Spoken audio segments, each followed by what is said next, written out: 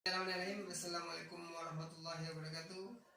Kembali lagi kita dalam pertemuan pertama mungkin tentang belajar online. Jadi dalam kesempatan ini kita akan membahas materi kita.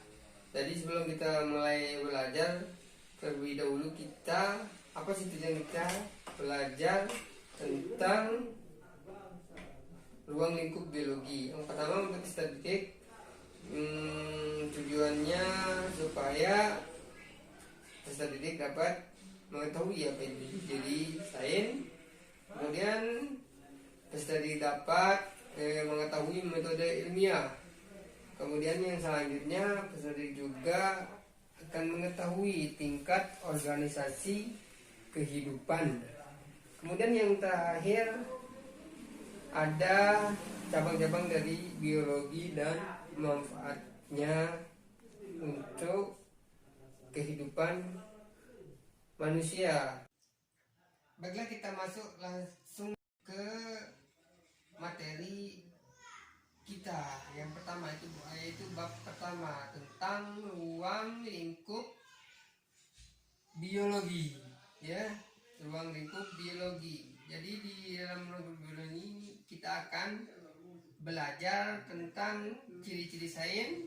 Yang kedua tentang metode ilmiah.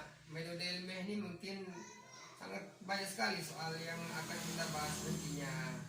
Kemudian yang ketiga ada tingkat organisasi kehidupan dari yang terkecil sampai yang terbesar. Kemudian yang terakhir ada kita akan bahas tentang cabang-cabang biologi. Jadi kita bahas yang pertama tentang ciri-ciri dari sains itu sendiri, ya.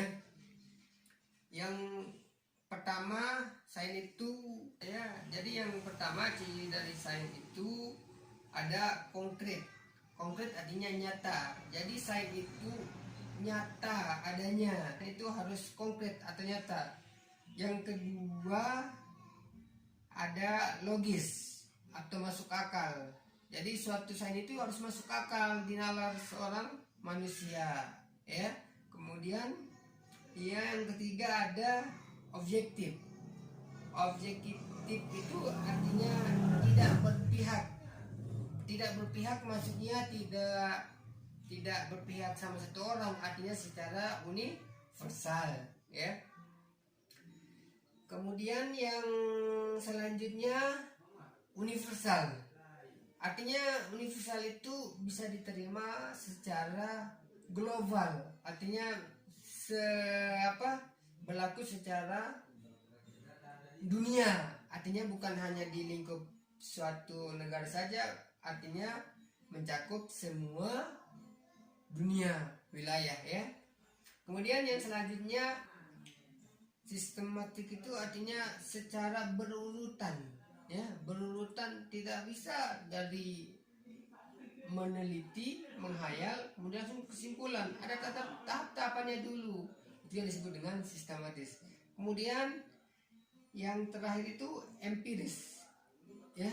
Empiris maksudnya bisa dibuktikan dengan makna, ya. Kemudian yang selanjutnya ada metode ilmiah. Metode ilmiah itu maksudnya suatu cara yang digunakan oleh seorang peneliti untuk membuktikan suatu hipotesis. Jadi suatu metode ilmiah itu ada tahapan-tahapannya, ada langkah-langkahnya, ya. Jadi yang pertama merumuskan masalah, ya. Jadi rumusan masalah itu dibuat dalam bentuk pertanyaan, ya. Kemudian yang kedua kemudian kita lanjut ke observasi. Observasi itu isinya ada studi pustaka, ada jurnal, ada teori-teori yang sudah ada. Artinya apa yang sudah dilakukan, apa yang sudah diteliti oleh orang lain. Kita akan buktikan kita akan coba kita akan coba teliti ulang lagi ya, apa sih pengaruh dari intensitas cahaya yang tadi. Yang pertama ada tanaman mawar, ada intensitas cahaya ya. Kemudian yang selanjutnya ada hipotesis. Hipotesis artinya dugaan kita sementara sebelum kita melakukan penelitian.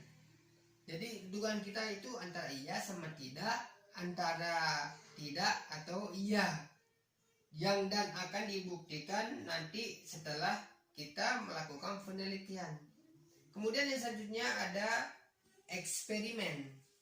Eksperimen itu artinya percobaan. Kita akan melakukan percobaan dari suatu penelitian yang akan kita teliti ya.